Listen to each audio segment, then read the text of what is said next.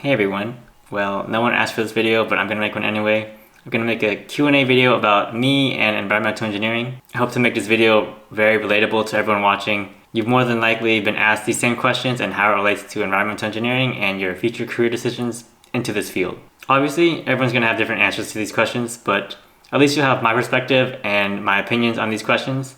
I feel that I might have answered some of these questions already in some previously old videos, but I'm just gonna re-answer them anyway for those of you who are new. And also, as the years progress, I might have changed some answers or would have answered them differently today. Okay, so with that out of the way, let's get started. And just a little disclaimer, I am looking at my laptop in front of me, so if you see my eyes moving up and down, it's because I'm just reading up the questions. So the first question is, why did you choose environmental engineering? So for me personally, I decided to major in environmental engineering during my third year of undergraduate college. At that time, I was majoring in chemistry and didn't know what I wanted to do as a career like most other college students at the time. I just knew for a fact that I didn't want to go into the medical field. That wasn't my dream, that was my parents' dream that they pushed onto me like most other Asian kids. Anyway, one of my college professors in water chemistry really inspired me and opened my eyes to the possibility of a bleak future if we didn't do anything about climate change or sustainability. So at that time, it was like during the peak of the drought in California around like 2015, 2016. So I was already living through like the consequences of the drought and what it brings, such as heat waves and water scarcity. So basically, I was living through all these effects and I knew it was real. It was impacting me personally. I was enduring through it, so I don't really know why people say it's fake or anything. If no one stepped up to do anything about it or change something, then my future won't be looking good. Your future won't be looking good. The next generation people, my children, our grandchildren, their future would be miserable if no one does anything. So honestly, I think it's selfish if people don't do anything about it. I'm putting in the effort today, right now, to better the future for the next generation, but unfortunately, I probably won't even live long enough to see my efforts play out. So it's just like planting a tree. I probably won't live long enough to harvest the fruits of my labor. But you know what? So be it. The next question is, did you know you wanted to do something related to the environment as a career? Nope, not at all. Honestly, I wanted to join the military.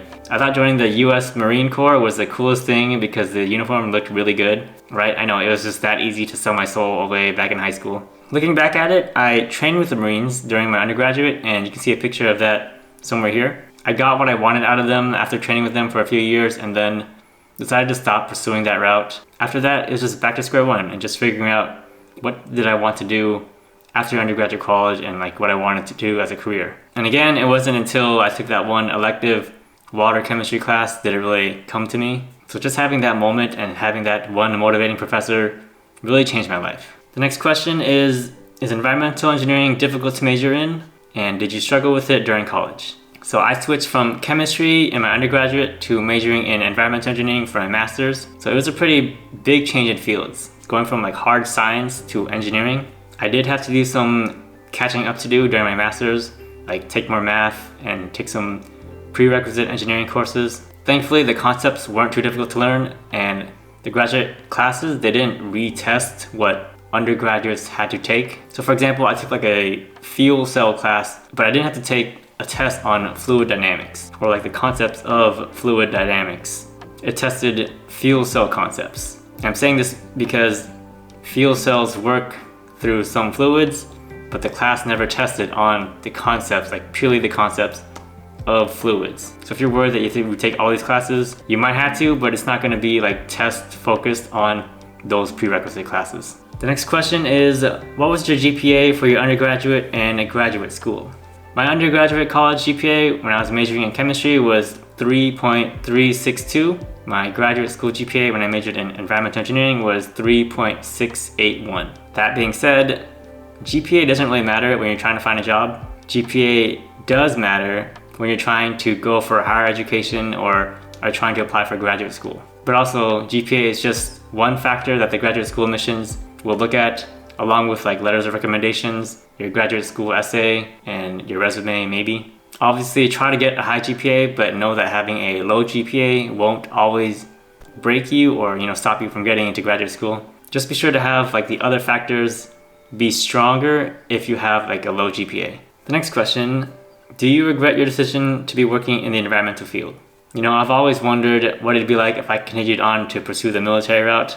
Like, where would I be stationed if I continued and got into the Marine officer program? Would I be in a different country? What rank would I be? And so on. Or maybe if I had stuck with chemistry and just like worked immediately with just a bachelor's degree, would I be working for like a large pharmaceutical company?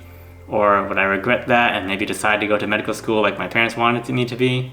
You know, there's just so many scenarios that I would like to think about, but in the end, no, I do not regret my decision. I would do it all over again if I had to, because right now I am pretty comfortable with where I am, and I know that I'm doing the right thing to preserve my future. And you should never regret what you believe is right, even if all your friends and all your family are against it. In the end, it is your life and your decision. And it's way better to live your own life on your own terms, with your own decisions, than living someone else's life, because you're not getting your life back. The next question, this is more personal. What do you do on the weekends and what are your hobbies? One is edit YouTube videos when I do make them, which isn't as frequent anymore, maybe like once every 2 weeks. It almost takes me like 3 days to edit, even this one probably right now. Not that I'm even good at it or even add lots of animations. I just like to take my time and enjoy my regular day because I do have work still. On the weekends, I do everyday weekend things that average people do, like the typical boring chores like laundry, buy groceries, just preparing for the next week. But I do volunteer sometimes and do that trash pickup, but that's like once every month with Caltrans. I don't really document that anymore because it's pretty mundane and it's not really interesting. I don't think you guys like to watch me pick up trash and rant about life. My hobbies are watching YouTube videos, personal finance like the stock market, watching anime if you guys are interested, exercising at the gym just to keep myself healthy. I'm not aiming to be like a model or anything, so I don't need to be like too excessive. Also, another bit of random information, ever since working from home, I started watching a lot of cooking videos. I don't cook well whatsoever, or I don't even have the patience for it, but I just like watching other people cook. It's like really therapeutic. And last question, so it doesn't take too long. Are you a vegetarian?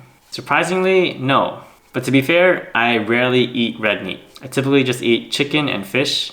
I do this for both environmental and health reasons. I know that raising smaller animals like chickens, for example, have less of a carbon footprint compared to like beef and pork. Also, chicken and fish is generally more healthy compared to red meat. I eat mostly like 80% vegetables with some occasional chicken and fish. And although I do watch like those cooking videos, my go-to meals is just like throwing in a variety of different vegetables. You know, simple salt and pepper, nothing like too fancy there. Anything that's really just simple and healthy is enough for me.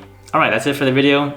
Again, I didn't want to make it too long and too boring in case you guys aren't interested in myself. I hope you guys like the transparency. I'm just trying to, again, make this more relatable. Not every single environmental engineer will have like the most extravagant life. They're not going to be like scavenging through the jungles. Some days are just really boring, to be honest. And I'm no different from you guys.